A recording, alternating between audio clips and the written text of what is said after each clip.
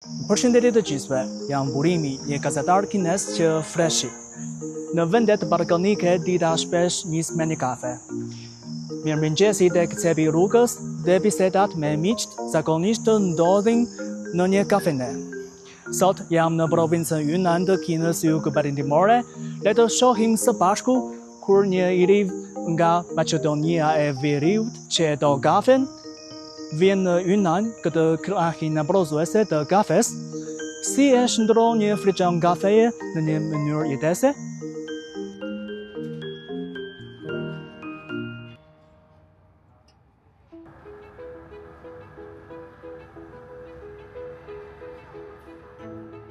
Në Maqedoninë e Veriut, gjithashtu në Shqipëri, dita nis gjithmonë nga një kafe.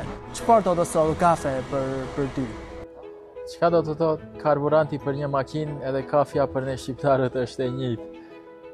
Siç thash, njoh disa njerëz që pa më e pi disa kafe, një 2 apo 3 espresso në mëngjes, nuk e hapin as gojën për të flasur diçka. Kjo është një fabrikë ndër të parët në Kinë. Edhe si që shofish këtu, mund t'i shofish makinat e para që janë përdorur për këtë fabrikë. Është fabrikë e bazuar në Yunnan, që nga viti 1900 kanë filluar me punë. Një makinat e para, do me thënë, kanë filluar me këtë, pastaj kanë kalu. Normal, në atë kohë, makinat e kafes kanë ardhur prej vendeve të jashtme. Jo si tani nuk ka qenë që e zhvilluar Kina. Po tani shumicën e aparateve të kafes, edhe që shiten në Evropë, veçanërisht në Itali, shkojnë prej Kinës deri atje. Edhe ne kemi dërguar rreth 6.000 aparata për kafe në Evropë. Po, vërtet fundit tregu i kafes në Kinë është rritje shumë shpejt. Në mars të këtij viti, presidenti i Kinës Xi Jinping vizitoi Yunnanin dhe disa turistët e ftuan për një kafe dhe ai sa se cilësia e kafes në Yunnan përfaqëson Kinën, ose përfaqëson cilësinë e Kinës.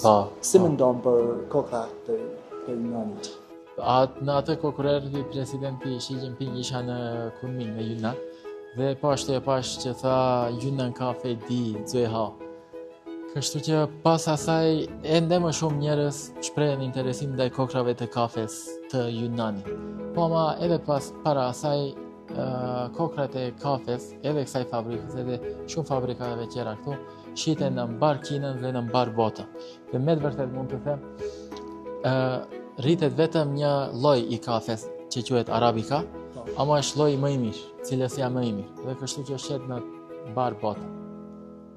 A ka dëshirë të sjellësh kafe kineze në vende balkanike? Patjetër që po.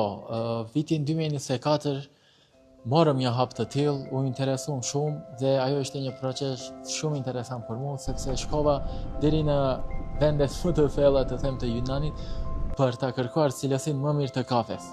Kështu që pas asaj e banëm planin ton për të krijuar një brand në vendet e Ballkanit, edhe më të të hapim në Evropë e në mbar botën. Por fatkeqësisht që çmimet në mbar botën e kafes hypën, kështu që e ndalëm një herë këtë procesin, po prapë se prapë e kemi në shpirt dhe do vazhdojmë ta ndjekim procesin e kafes. Këtu e pam hartën, do të thënë ka shumë shije dhe erëra të ndryshme të kafes. Ke këtu për shembull Hëdzëvej, apo Çakolive, Hiçakolive, edhe shumë lloje të ndryshme. Përveç këtyre 10 apo brenda që I kam ato, ka edhe shumë lloje të ndryshme. Ja, tash ta shohim pak këtë kokran e kafes. Edhe këto janë Yunnanit, po këtu I kam vënë si për shembull. Tash do ta tregoj se ku është dallimi e një kokre së kafes të mirë apo kualitet të dobët. Shiftash. Për shembull, kjo është një kokër shumë e mirë. Edhe pse në masë është e vogël, po prapë është e mirë. Po ashtu edhe kjo. Nuk ka asnjë vit përveç mijës së mesme. Edhe kjo është mirë? Po, edhe ajo është mirë. Ti pëlqen shumë kafe. Pse jo hape një kafene të vet? Po, veç se jemi në përfundim të kafes son. Vërtet? Po, gati e kemi duke hap kafenen. A mund të vizitojmë? Patjetër, me gjithë kënaqësi do ishit mysafirët e mi atje, po nëse kemi kohë, nesër mund të shkojmë atje.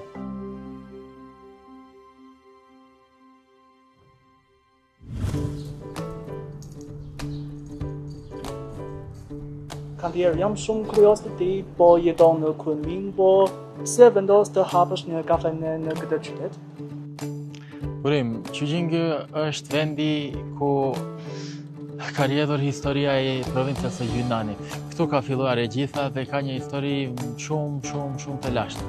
Kështu që edhe ne deshim që brendin ton Sofra ta fillojmë nga ky vendi i lashtë dhe ta vazhdojmë brendin ton në qytete tjera, po ashtu si kultura e Qyqingut që ka rjedhur në vende tjera në histori. Kjo kafene? Po, kjo është kafene e jonë. Ende jemi në restoranim. Çfarë kuptimi ka emri Sofra? Ne shqiptarët më para kemi hangër në sofër toke, do me thanë aty ku ka bereqet, ku hahet bukë me gjithë familjarët me të dashurit tonë që e sofra. Kështu që edhe unë desha që të hapim një vend ku të gjithë misafirët tonë të vinë këtu dhe bashkarisht të kalojmë momente dhe qaste të bukura. Një emër shumë i bukur. 大概10公里1个月左右。 Kafeneja jonë ka qenë një punim e sipër për rreth një muaj, sepse është kthyer nga një ndërtesë e vjetër, ka kërkuar më shumë kohë se sa një ndërtim i zakonshëm.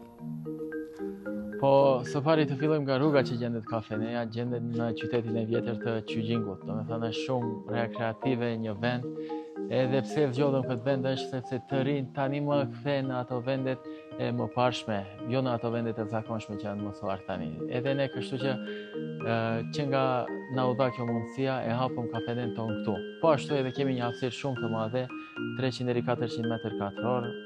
Një pjesë është kafene, një pjesë është restoran dhe përfshin 3 kate edhe një obor që gjendemi këtu. Tani jemi në punimet të kafenes, jemi fokusuar të krijojmë një stil të ri në qytetin e vjetër të Qyqingut, por të bëjmë stil të ri pak më evropiane, pak të bëjmë kulturën shqiptare në Kinë dhe të mësojmë të rinj shqiptar se të shohin sado pak se si ne jetojmë në Shqipëri, se çka është kultura jonë e kafes, e ushqimit e tjerë. 在普洱，我们找到了 Në qytetin Puer kemi gjetur një plantacion kafeje. Kemi kokra dona të kafes, kjo është një përparësi për ne. Do të ketë një menu me ushqime tipike të Ballkanit? Patjetër që po, sepse jemi shqiptar këtu, bashkë me ty, do ketë edhe ushqime shqiptare këtu, po së pari do fillojmë me gjëra më të lehta që t'i mësojmë mysafirët tanë, klientët tanë kines që do vinë këtu, dhe ngadalë do e përhapim këtë menu edhe më gjerë. Tani mund të them që ëndra jote për të hapur një kafene, po realizohet. E shifni edhe ju mbas, na ka mbetë edhe shumë pak punë. Do kemi një kafe që gjithë janë të mirëseardhur në Qyqing.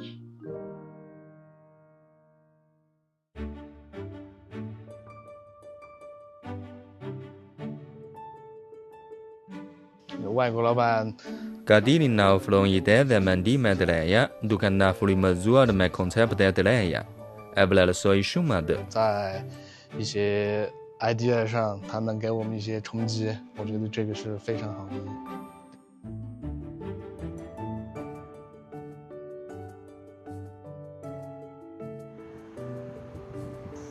Jam kurios të di, ato të hapësh më shumë kafene në Kinë? Patjetër që po, kjo është vetëm fillim.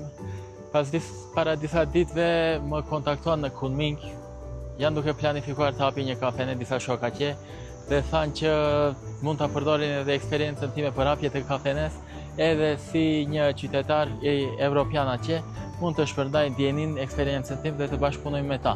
Po ashtu edhe kemi planet të tjera, brandin Sofra, që kemi nisur në Qyqing, ta vazhdojmë edhe në qytetet tjera.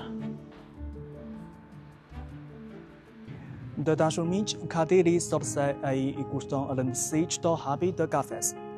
Bërësjesja e kokrave, pjekja, bërja, por edhe një përshëndetje e thjeshtë për klientin. Ai përpiqet të vendosë në të njëjtin frigjon shijen me të cilën është rritur në Maqedoni e Veriut, por edhe veçantinë e kokrave të Yunanit. Të ruajë turpësinë e njohur nga kujtesa, por edhe ndriçimin dhe freksinë vendase.